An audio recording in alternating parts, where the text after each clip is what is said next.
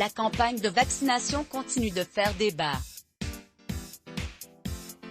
Dans Morandini Live, ce vendredi 29 janvier, le professeur Emmanuel Hirsch a donc perdu son sang-froid face à Maude Brejon, porte-parole l'UREM, synonyme d'espoir à la suite de son lancement, le 27 décembre 2020, la campagne de vaccination contre le coronavirus est loin de faire l'unanimité.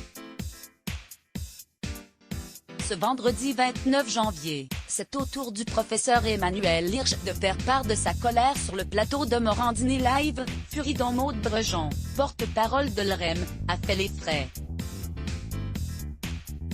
C'est ça qui me met en colère, lance-t-il, je n'apprécie pas ce discours distancié, vous êtes en train de tenir un discours très suffisant, très hautain où vous avez des certitudes alors qu'on est dans le doute. En cause, la priorité de vaccination attribuée aux résidents d'EHPAD. Je ne suis pas personnellement convaincu que c'était dans la hiérarchie des préoccupations, estime ainsi le professeur en médecine éthique. De son côté, la conseillère municipale de Levallois lui précise que 30% des décès dans ces établissements seraient provoqués par la maladie virale, propos qui ont fait bondir Emmanuel Hirsch. Ne dites pas ça, les chiffres ne sont pas précis de ce point de vue-là. Aller dans la réalité, déclare le professeur, avant de reprocher à son interlocutrice de maintenir un discours éloigné de la réalité. Vous pensez avoir des réalités sur tout. Vous allez sur le terrain des EHPAD? Vous allez dans les services de réanimation? Est-ce que vous allez sur le terrain pour discuter? Vos principes, vous les mettez à l'épreuve de la réalité?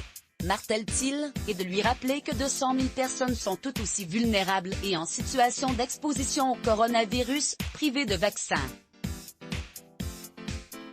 Il n'en fallait donc pas plus pour qu'il s'en prenne à Maude Brejon. Maude Brejon à la sortie des studios de RMC à Paris, le 9 janvier 2021. Panoramique Bestimage protéger les personnes plus fragiles. Celle-ci n'a eu donc d'autre choix que de reconnaître les failles de la campagne de vaccination.